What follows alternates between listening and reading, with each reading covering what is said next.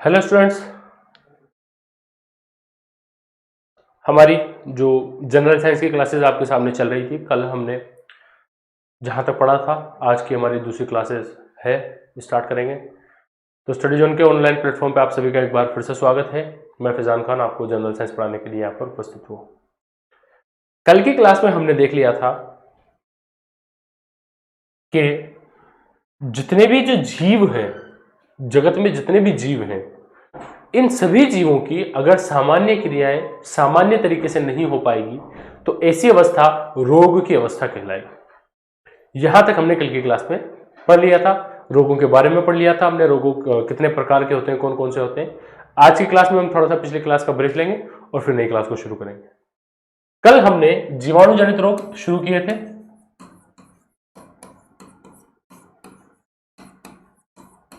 और जीवाणु जनित रोगों के अंदर हमने 2 से लेकर 5 तक जो है हमने 1 से लेकर 5 तक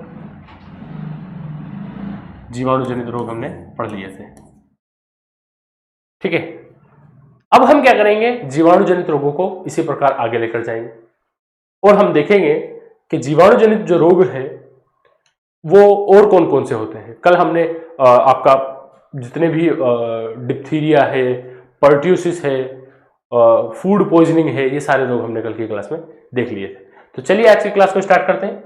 ध्यान रखिए, जीवाणु जनित रोग समस्त जो है वो रोग के किसके अंतर्गत हैं? उपार्जित रोगों में, संक्रामक रोगों के अंतर्गत है। ठीक है, आज जो हमारा नेक्स्ट रोग होने वाला है वो है कुष्ठ रोग।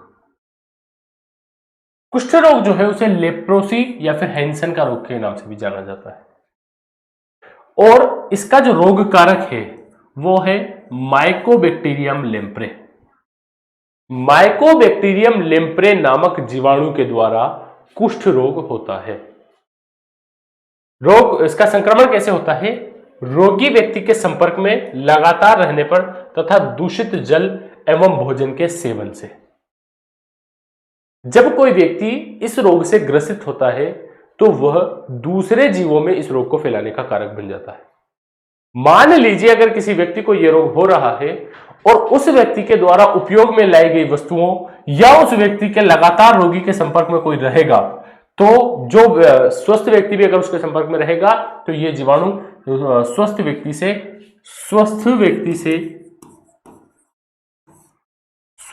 से रोगी व्यक्ति में फैल जाएगा, आसानी से फैल जाएगा। या फिर दूषित जल एवं भोजन से।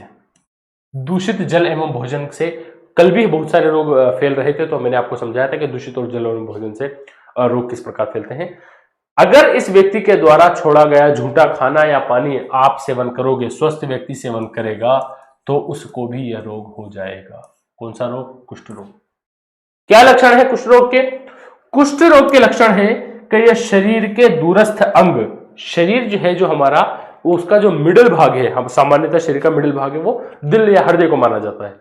इस हृदय से दूरस्थ जो अंग है, जैसे हमारे हाथ है, पैर है, उन पर सफेद दाग बनने लग जाते हैं। सफेद दाग बनते हैं तथा यहां की कोशिकाएं धीरे धीरे नष्ट होने लग जाती है। धीरे धीरे नष्ट हो जाएगी, जिसकी वजह से क्या होगा, यह जो हमारा अंग होगा वो ये धीरे धीरे गलना स्टार्ट कर देगा।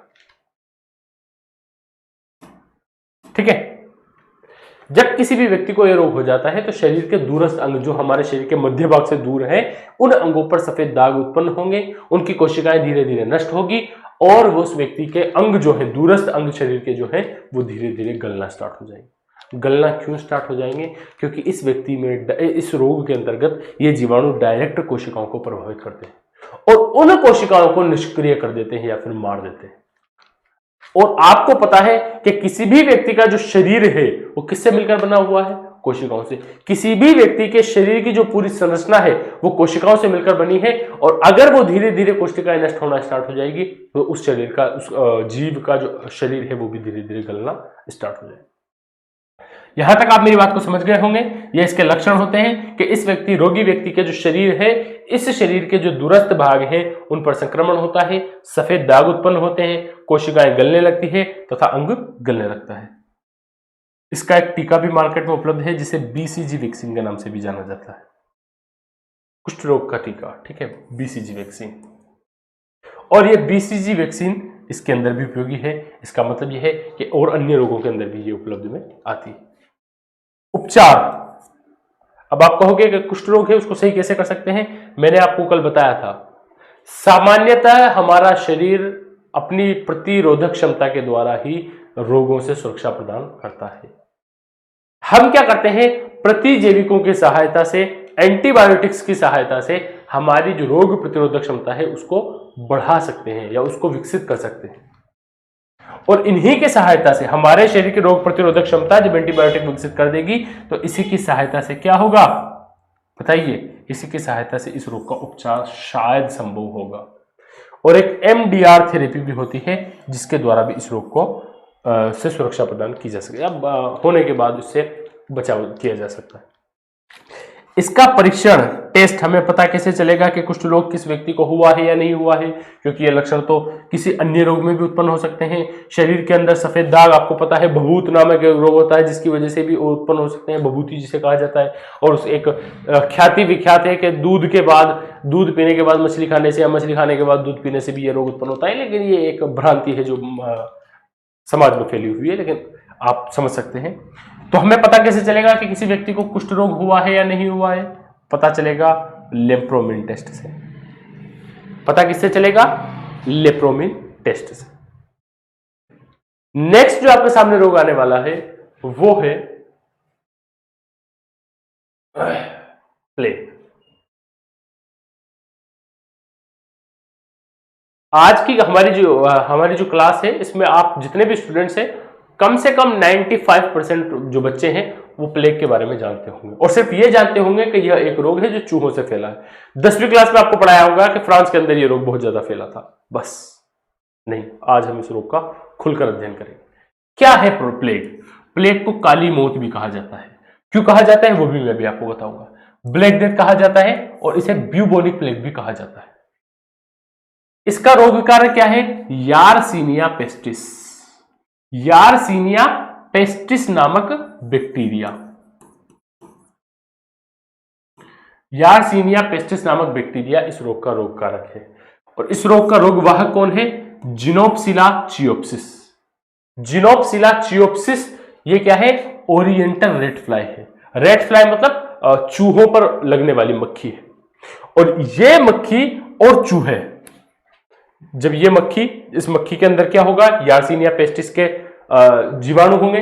ये मक्खी जब किसी चूहे पर आकर बैठेगी या इस चूहे को काटेगी तो उसके अंदर भी ये रोग उत्पन्न कर देगी। और जब ये चूहा किसी भी सामान्य व्यक्ति के भोजन को या जल को अगर छू लेगा, उसको चख लेगा, तो उससे ये जो यारसीनिया पेस्टिस नामक जो जीवाणु है यह क्या करेगा, उसको खाने को दूषित कर देगा और वो व्यक्ति भी प्लेग से ग्रसित हो जाए। बहुत बड़े लेवल पर यह रोग फैला है। एक जमाने में कहा जाता है कि इस दुनिया का नहीं, कम से कम 30 लाख लोगों की मृत्यु एक जमाने में प्लेग से हुई। प्लेग एक बहुत घातक बीमारी, काली मौत इसे कहा जाता है। लक्षण क्या है इसके? इसके लक्षण है कि यह हमारे लसिका तंत्र में संक्रमण करता है।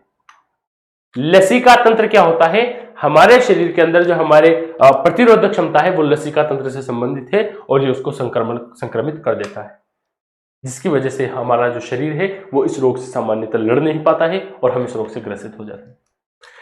इसमें जो शरीर के दूरस्थ अंग है, वही हाथ पैर और जो गर्दन वगैरह है, ये क्या पड़ने लग जाते हैं, काले पड़ने लग जाते हैं। इसी कारण इस रोग को काली मौत भी कहा जाता है।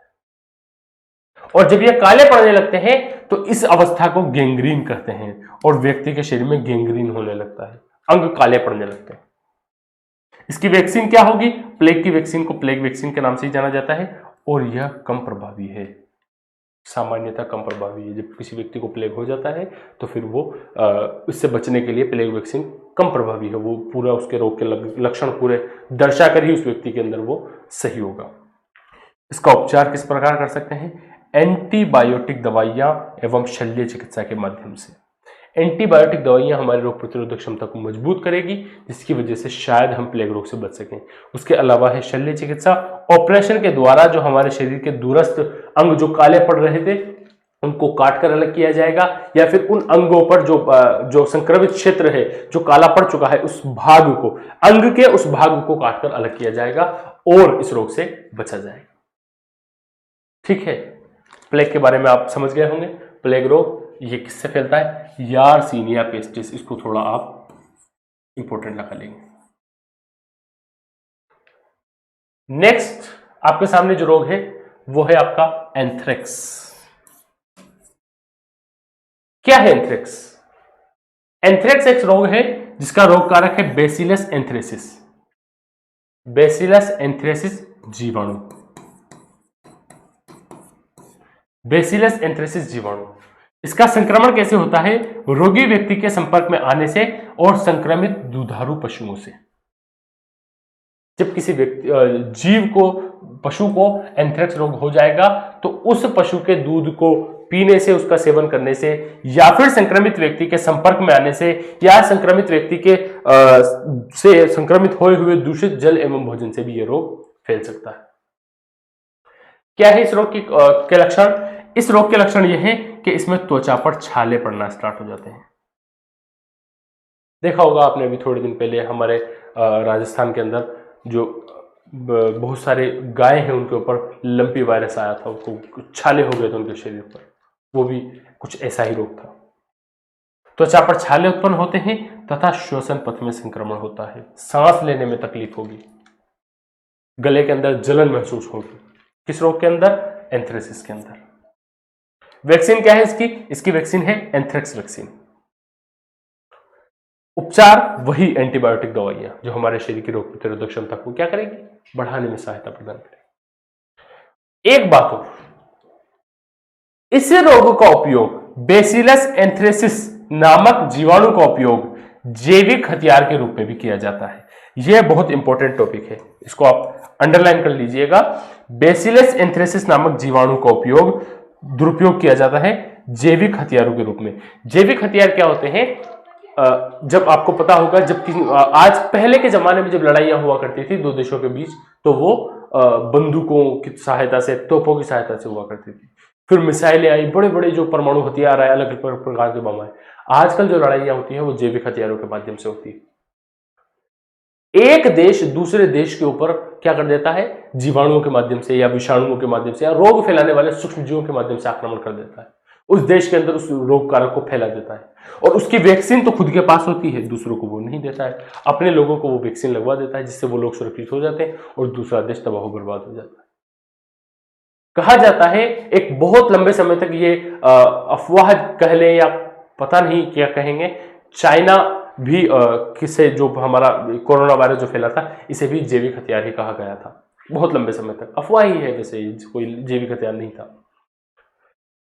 तो आप समझ रहे हैं कि जैसे जैसे दुनिया विकसित होती जा रही है, वैसे कैसे कैसे दुनिया के अंदर जो मौतों का होना या अलग अलग प्रकार की जो घातक परिस्थितियां हैं वो उत्पन्न हो रही है। इस बात को आप थोड़ा नोट कर लीजिएगा। नेक्स्ट जो हमारा रोग है वो होने वाला है, दो रोग है नेक्स्ट। कौन कौन से? गोनेरिया या सुजाक और सिफिलिस। गोनेरिया या सुजाक और सिफिलिस दो रोग हैं। दोनों ये आपके ऐसे रोग हैं जो लैंगिक यौन संबंध से ये रोग फैलते हैं। थोड़ा फट रहा होगा, आप वीडियो की अगर क्वालिटी बढ़ाएंगे तो ये आसानी से अच्छे से दिख जाएगा। क्या है गोनेरिया और सिफिलिस? इसका दोनों का रोग कारक, एक का तो है नेस्सेरिया गोनोराई और एक का है ट्रोपोनिमा पेलिडम। ये जो रोग कारक है, ये दोनों रोग कारक इन रोगों को फैलाने में सहायक है। फैलता कैसे है? इनका जो संक्रमण होता है वो संक्रमित व्यक्ति के साथ असुरक्षित यौन संबंध बनाने से यह रोग उत्पन्न होता है। सिफिलिस भी असुरक्षित यौन संबंध बनाने से उत्पन्न होता है। दोनों रोग असुरक्षित यौन संबंध बनाने से उत्पन्न होते हैं। ठीक है साथियों, असुरक्षित यौन संबंध का मतलब जब यौन संबंध बनाते समय जो प्रोटेक्शन है उसका उपयोग नहीं किया जाता है, तो यह रोग, इसका जो रोग कारक है वो एक व्यक्ति से दूसरे व्यक्ति में ट्रांसफर हो जाता है। लक्षण क्या है? जननांगों में संक्रमण होता है तथा मूत्र करते समय जलन, मूत्र पथ में घाव बन जाते हैं, बांझपन जैसी समस्या भी उत्पन्न हो सकती है। जननांगों में संक्रमण होगा, जननांगों में छोटे छोटे दाने बन जाएंगे तथा उन पर खुजली चलना जैसी समस्या उत्पन्न होगी। सेम सिफिलिस में होगा। ये लक्षण तो होंगे ही होंगे, प्लस याददाश्त में कमी आने लगती है, बाल झड़ने लगते हैं तथा बांझपन जैसी समस्या भी उत्पन्न हो सकती है। अब आपको लग रहा होगा कि ये इनमें से कुछ लक्षण तो आपको भी हो रहे हैं, लेकिन यह रोग जब भी किसी व्यक्ति को होगा तो ये सभी लक्षण एक जीव में एक साथ दिखेंगे। ठीक है, इसका उपचार क्या है? और अगर कभी किसी व्यक्ति को आपको जब ये पढ़ाया जाता है तो ये सिर्फ आपकी जानकारी के लिए पढ़ाया जाता है, यही नहीं कि आप खुद डॉक्टर बन बैठे और अपना इलाज करने लग जाए, खुद डिसाइड करने लग जाए कि मुझे कौन सा रोग हुआ है। अगर आपको कुछ भी ऐसे लक्षण दिखते हैं तो आप डॉक्टर की सलाह लें और चिकित्सक की सलाह लें, वो आपको सही तरीके से बताएगा कि क्या हुआ है। उपचार इसका क्या है? वही एंटीबायोटिक दवाइयां। जितने भी जीवाणु जनित रोग हैं जो अब तक हमने पढ़े हैं, उन सबका जो उपचार है वो समान है, एंटीबायोटिक दवाइयां। सिर्फ और सिर्फ हमारे शरीर की रोग प्रतिरोधक क्षमता ही हमें इस रोग के फैलने से बचा सकती है। नेक्स्ट जो आपके सामने रोग है वो है आपका न्यूमोनिया।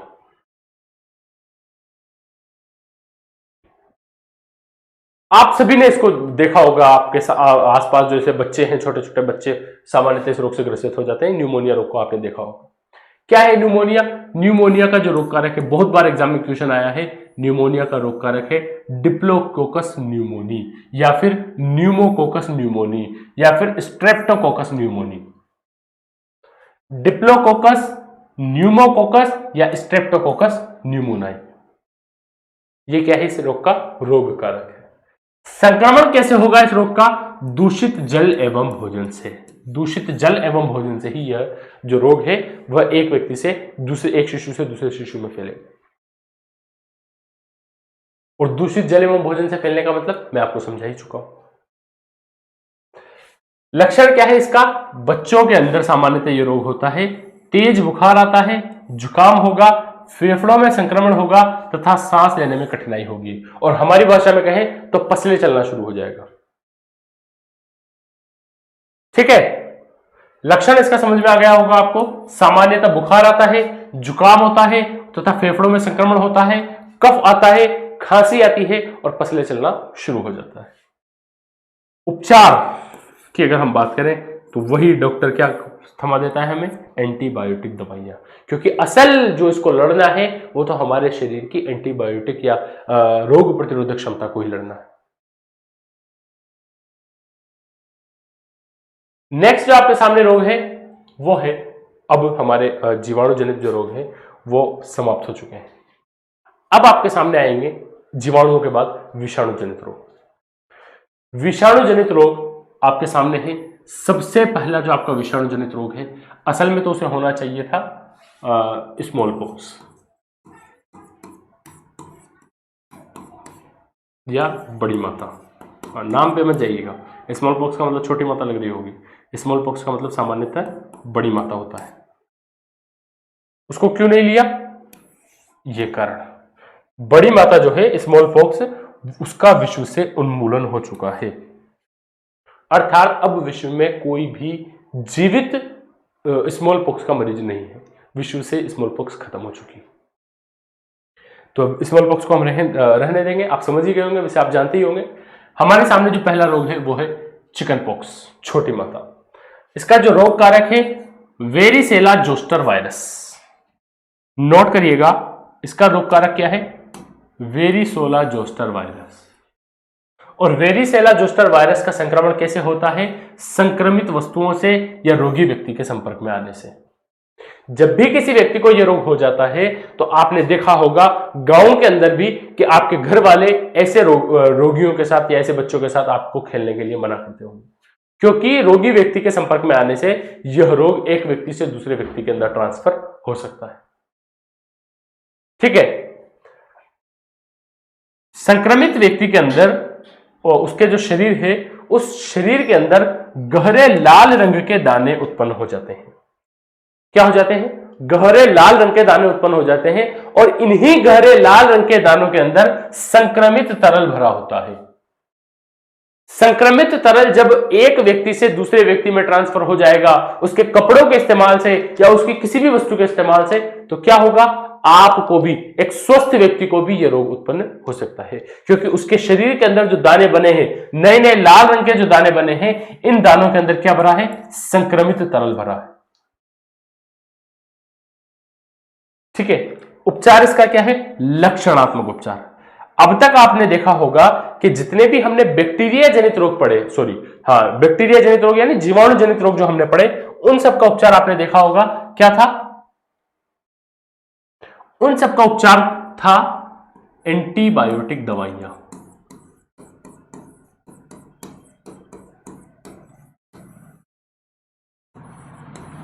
अब जब आप पढ़ोगे वायरस जनित रोगों में, तो सामान्यतः जो उपचार होगा वो होगा लक्षणात्मक उपचार। क्या होता है लक्षणात्मक उपचार?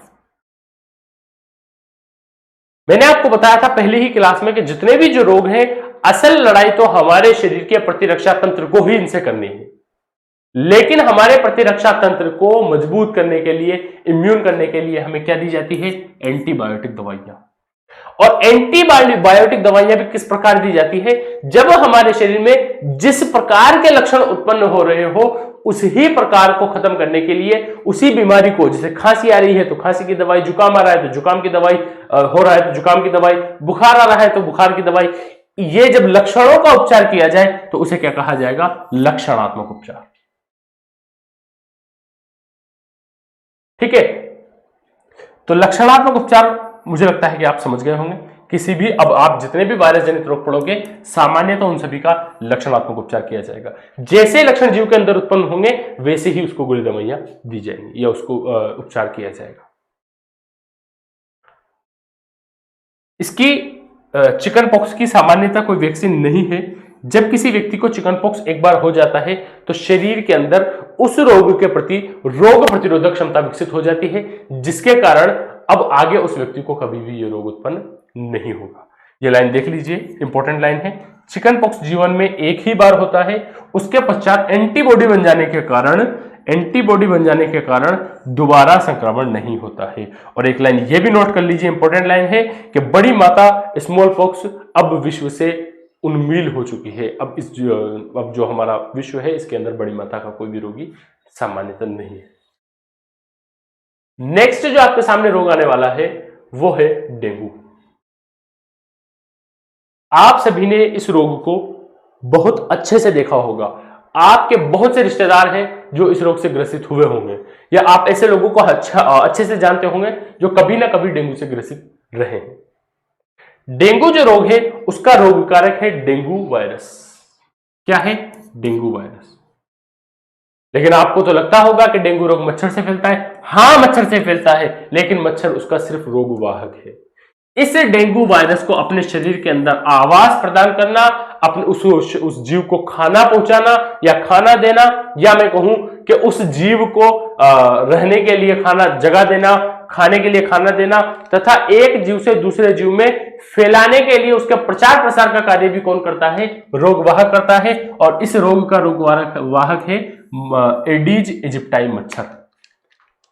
एडीज इजिप्टाई मच्छर, याद करो, एक और मच्छर आपको याद आ रहा होगा जो पहले भी किसी रोग का रोगवाहक था, मादा एनाफ्लिज मच्छर, जो मलेरिया का जो परजीवी है, प्रोटोजोआ है, प्लाज्मोडियम, उसका रोगवाहक है। यहां पर डेंगू का जो रोगवाहक है वो है एडीज इजिप्टाई मच्छर। इसका संक्रमण कैसे होता है? संक्रमित मच्छर के काटने से। संक्रमित मच्छर से काटने का मतलब मच्छर के अंदर डेंगू नहीं है, मच्छर के अंदर डेंगू फैलाने वाला वायरस है जो उसके शरीर के अंदर है। जब वो मच्छर आपको काटेगा तो आप भी उस रोग से ग्रसित हो जाओगे। लक्षण इसके क्या है? प्रारंभिक यानी शुरुआती 4 से 5 दिन के अंदर तेज बुखार होगा, शरीर में दर्द होगा, हड्डियों में दर्द होगा। इस वजह से इस रोग को हड्डी तोड़ बुखार भी कहा जाता है। आपका पूरा शरीर बदन दर्द करने लगेगा। यह होगा शुरुआती 4-5 दिनों में। 4-5 दिनों के बाद क्या होगा? 4-5 दिनों के पश्चात प्लेटलेट्स की संख्या में कमी आने लगेगी और रक्त पतला होने लगेगा। 4-5 दिन पश्चात क्या होगा? आपके शरीर के अंदर रक्त की कमी आने लगेगी। रक्त की कमी नहीं आने लगेगी, रक्त पतला होने लगेगा और प्लेटलेट्स की संख्या में कमी आएगी। आपको पता होगा प्लेटलेट्स क्या करती है? हाँ, हमारे शरीर में जब कोई घाव उत्पन्न हो जाता है तो उस घाव में रक्त के स्कंदन का थक्का बनाने का कार्य करती है। जब ये ऐसी चीजें, गाढ़ी चीजें हमारे शरीर में रक्त में से खत्म हो जाएगी तो हमारा रक्त पतला हो जाएगा, और रक्त पतला हो जाएगा इसकी वजह से आंतरिक रक्तस्राव, इंटरनल ब्लीडिंग होना स्टार्ट हो जाएगी। और इंटरनल ब्लीडिंग अगर होने लग जाएगी तो हमारी जो नसें हैं, इन नसों के अंदर रक्त दाब कम हो जाएगा, ब्लड प्रेशर लो हो जाएगा, ठंडे ठंडे पसीने आने लगेंगे, जिसकी वजह से क्या होगा? आपको बेहोशी उत्पन्न हो सकती है। बेहोशी उत्पन्न होगी, और ऐसा भी हो सकता है कि कोमा जैसी अवस्था भी आ जाए। कोमा जैसी अवस्था भी आ जाए, ऐसी संभावना भी उत्पन्न हो सकती है। उपचार, कोई उपचार नहीं। उपचार है इसका लक्षणात्मक उपचार, जैसे लक्षण वैसा उपचार। आखिरकार लड़ना तो किसे ही है? हमारे शरीर की रोग प्रतिरोधक क्षमता को ही लड़ना है। समझ में आया? नेक्स्ट आपके सामने जो रोग है वो है पोलियो। पोलियो रोग, आप सभी ने आपकी जिंदगी में पोलियो रोग के बारे में सुना होगा। बचपन में आपने कभी ना कभी पोलियो की वैक्सीन ली होगी, 2 बूंद जिंदगी की। क्या है पोलियो? पोलियो एक रोग है जो पोलियो वायरस से, एंटीरो वायरस से, पिकोनो वायरस से, असल में ये एक ही वायरस है जिसके 3 नाम हैं, इन वायरसों के द्वारा फैलता है। इसका संक्रमण किससे होता है? दूषित जल एवं भोजन से। पोलियो वायरस भी दूषित जल एवं भोजन से फैलता है। लक्षण क्या है? सर्वप्रथम हमारे शरीर की आंतों में संक्रमण होगा, और आंतों में संक्रमण होगा, आंतों के अंदर जलन होगी, जिसकी वजह से डायरिया जैसी समस्या उत्पन्न हो जाएगी। आंतों में ऐंठन होगी, दस्त लग जाएंगे, उल्टी लग जाएगी। इसका जो रोग कारक होता है, ये वायरस, पिकोनो वायरस, ये रक्त से होता हुआ हमारी अस्थि मज्जा में संक्रमण कर देता है। आप पूछोगे कि सर अस्थि मज्जा क्या होती है? चलिए अस्थि मज्जा भी आपको बता देते हैं। क्या होती है अस्थि मज्जा?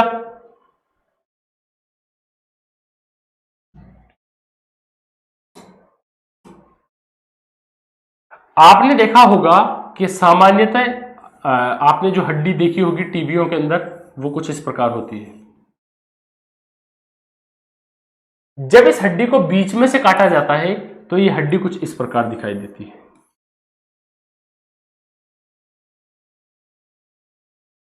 इस हड्डी के अंदर जालेनुमा संरचनाएं होती है,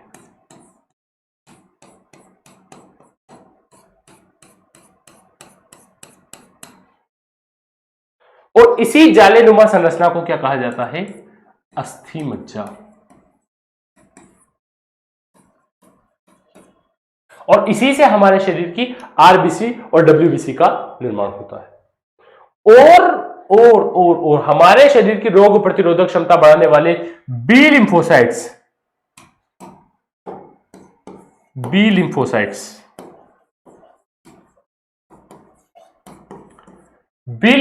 का भी निर्माण किसमें होता है? अस्थि मज्जा में, बोन मैरो में।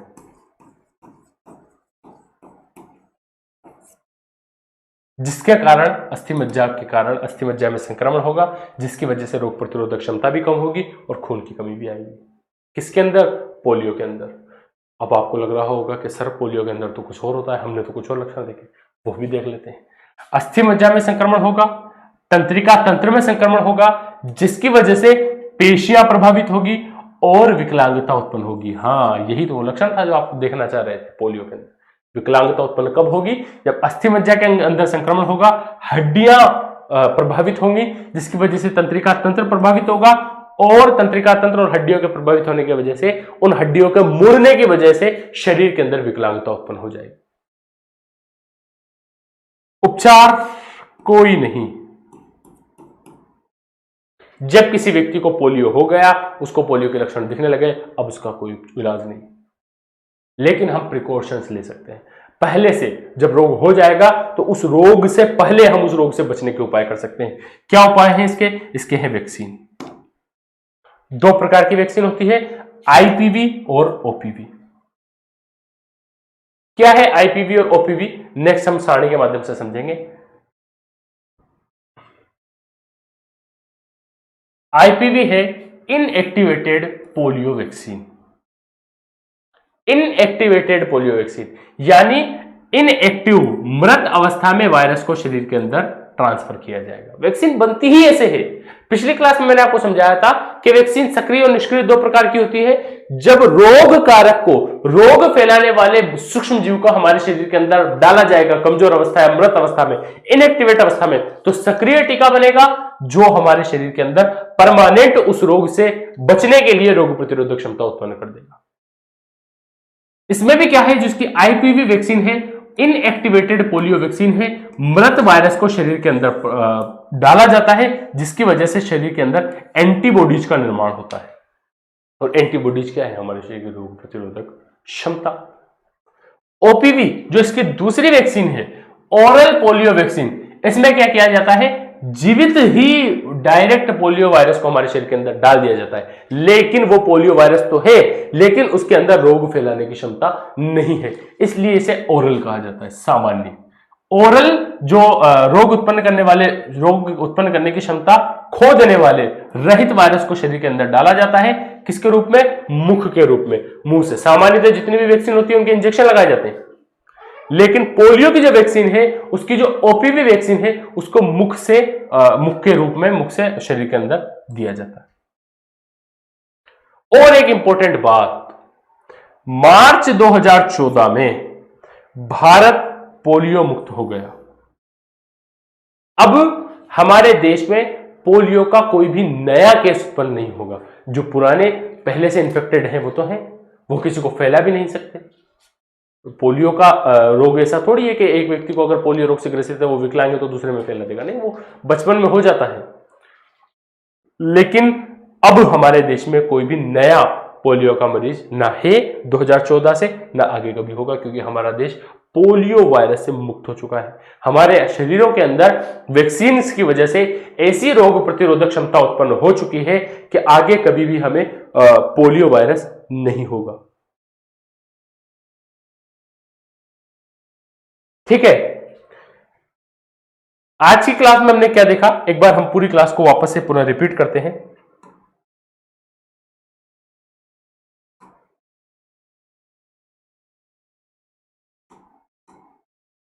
सबसे पहले हम पिछली दोनों क्लासों को एक बार मर्ज करके और मैं आपको समझा देता हूं। कल हमने देखा था रोग क्या है। रोग दो प्रकार के हैं फ्लोचार्ट के माध्यम से। कौन कौन से हैं, एक तो जन्मजात या आनुवांशिक,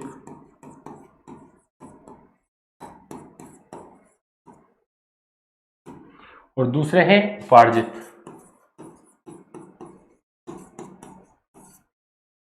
जन्मजात भी पुनः दो प्रकार के, मेंडेलियन। जब आपके दिमाग के अंदर ये चीजें फिक्स रहेंगी तो आपको ट्रिक व्रिक की आवश्यकता नहीं पड़ेगी, आप आराम से समझ जाएंगे। आगे हम इन रोगों का भी अध्ययन करेंगे। मेंडेलियन, दूसरा आपका गुणसूत्रीय। उपार्जित भी पुनः दो प्रकार के होते हैं, संक्रामक और गैर संक्रामक। संक्रामक और गैर संक्रामक। फिर हम क्या कर रहे थे, हमने संक्रामक रोगों को लिया,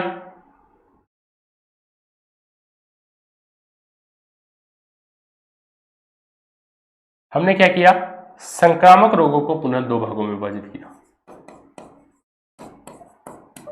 दो नहीं चार भागों में। कौन कौन से, जीवाणु जनित,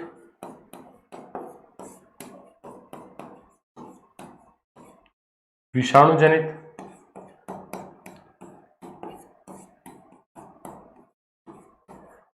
प्रोटोजोआ जनित,